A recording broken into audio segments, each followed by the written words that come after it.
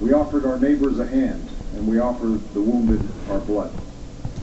We reaffirmed our ties to each other and our love of community and country. On that day, no matter where we came from, what God we prayed to, or what race or ethnicity we were united as one American family. We were also united in our resolve to protect our nation and to bring those who committed this vicious attack to justice. We quickly learned that the 9/11 attacks were carried out by Al-Qaeda, an organization headed by Osama bin Laden, which had openly declared war on the United States and was committed to killing innocents in our country and around the globe. And so we went to war against Al-Qaeda to protect our citizens, our friends, and our allies. Over the last 10 years, thanks to the tireless and heroic work of our military and our counterterrorism professionals, we've made great strides in that effort.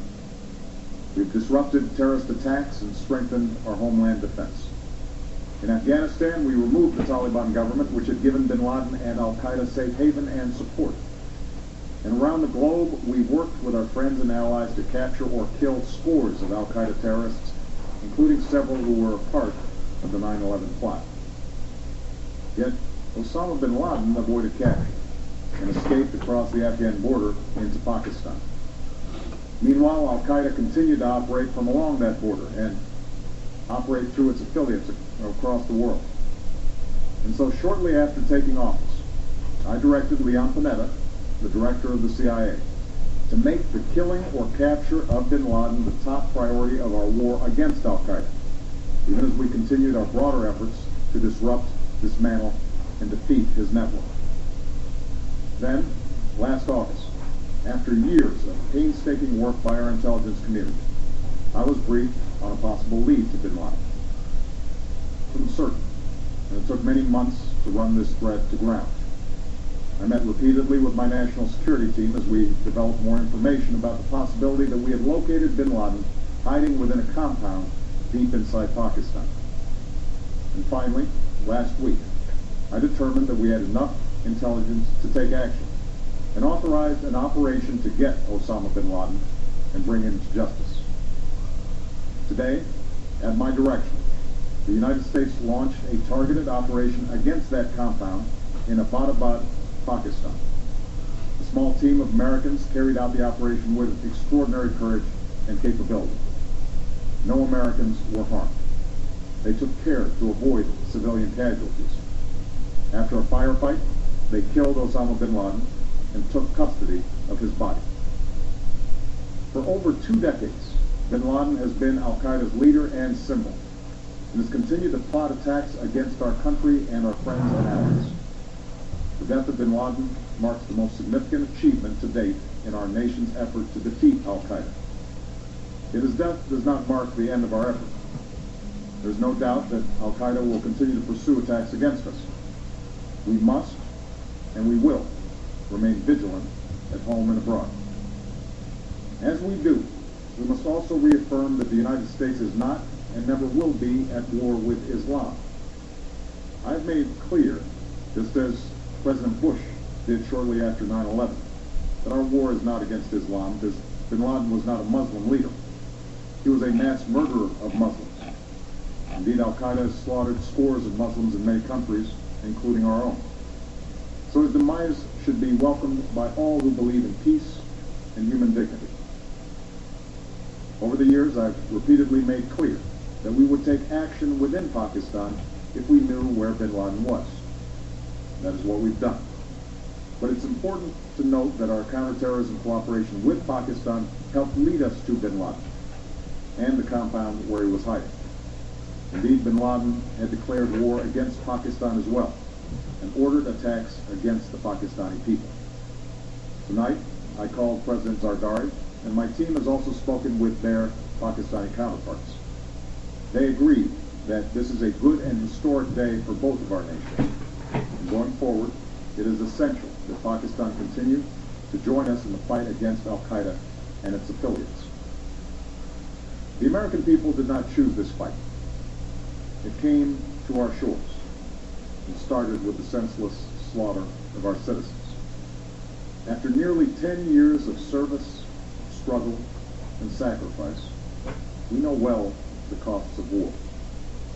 These efforts weigh on me every time I, as Commander-in-Chief, have to sign a letter to a family that has lost a loved one, or look into the eyes of a service member who's been gravely wounded. So Americans understand the costs of war. Yet, as a country, we will never tolerate our security being threatened, nor stand idly by when our people have been killed. We will be relentless in defense of our citizens and our friends and allies. We will be true to the values that make us who we are. And on nights like this one, we can say to those families who have lost loved ones to Al-Qaeda's terror, justice has been done. Tonight we give thanks to the countless intelligence and counterterrorism professionals who've worked tirelessly to achieve this outcome. The American people do not see their work nor know their names, but tonight they feel the satisfaction of their work and the result of their pursuit of justice. We give thanks for the men who carried out this operation, for they exemplify the professionalism, patriotism, and unparalleled courage of those who serve our country.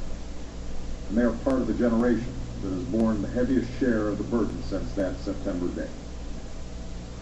Finally, let me say to the families who lost loved ones on 9/11 that we have never forgotten your loss, nor wavered in our commitment to see that we do whatever it takes to prevent another attack on our shores. And tonight, let us think back to the sense of unity that prevailed on 9/11. I know that it has at times frayed, yet today's achievement is a testament to the greatness of our country and the determination of the American people. The cause of securing our country is not complete, but tonight we are once again reminded that America can do whatever we set our mind to. That is the story of our history. Whether it's the pursuit of prosperity for our people, or the struggle for equality for all our citizens, our commitment to stand up for our values abroad, and our sacrifices to make the world a safer place.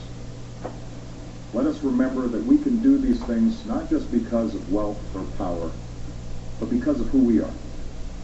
One nation, under God, indivisible, with liberty and justice for all. Thank you. May God bless you. And may God bless the United States of America. And that was President Barack Obama speaking to the American people and the world indeed about the death of Osama bin Laden. You're just joining us now. Let us walk you through what he just told us. He unveiled details that have never before been heard about how Obama was killed and what led to the American forces finding out where he was. It started when Obama took office. He directed the head of the CIA to make killing Obama their #1 priority. Back in August, they got a possible lead on where Obama might be hiding. He was located, possibly, they believed at that time, in a compound deep within Pakistan. Last week, they received enough information they believed to take action, and this very day, today, President Obama gave the directive to target a compound in Abbottabad, Pakistan. That's about 100 kilometers north of the capital of Islamabad, Pakistan. There were no U.S. casualties, but there was indeed a firefight, and then American forces took Osama bin Laden's body into their custody. He did also stress that because Osama bin Laden is now dead, this does not mark an end to their fight. They are still at war with Al-Qaeda, but this is not a war with Islam. He says that this is a good day and an historic day, not only for America, but also for Pakistan. Many people today receiving this news might be questioning what this might mean for the future of relations between America and the United States and the Middle East, particularly Pakistan. Afghanistan obviously will have effects there also. He also paid tribute to those who have been serving in the Middle East, in Afghanistan and in Pakistan. Many forces there have dedicated years, and it can't go unmentioned that Canada has obviously paid a very dear price in these efforts as well. Of course, our troops deployed to the Persian Gulf in 2001, and naval fleet then in 2002. We sent ground troops into Afghanistan, upwards of 100 personnel had been killed in that fight, which is a direct response to what happened in September 11, 2001. Almost 10 years to the day after the Twin Towers came down, and it has really shaped global affairs. So, again, Osama bin Laden is dead today. He was killed in a compound 100 kilometers north of Islamabad. It was a targeted U.S. airstrike. There was a brief firefight, but there were no U.S. casualties. This being the most prominent face of terror in the world. He's been a wanted man for years, and he has eluded capture before. But today, President Obama saying this is an historic and a good day for America, and that this should be also a moment of reflection when we look back on the casualties of September 11th, 2001. There you're looking at him there. Osama bin Laden, one of the famous tapes we've seen of him over the years. Today, he is confirmed that he is dead, but his death does not mark an end to the efforts of the American forces fighting against terrorism. And we are shortly going to return you to network programming. Just to reiterate, Osama bin Laden is dead as a result of a U.S. airstrike today in Pakistan, 100 kilometers north of the capital. Thank you for joining us. We now return you to network programming.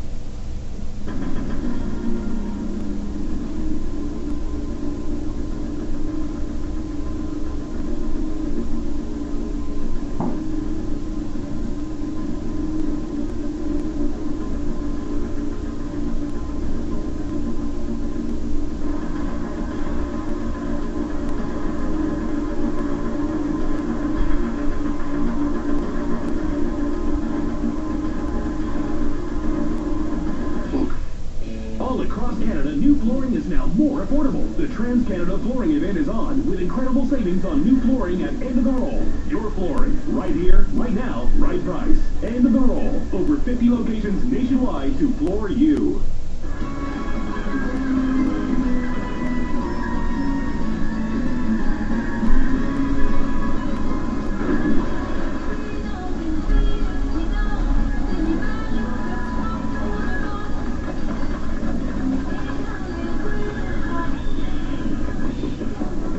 Gel.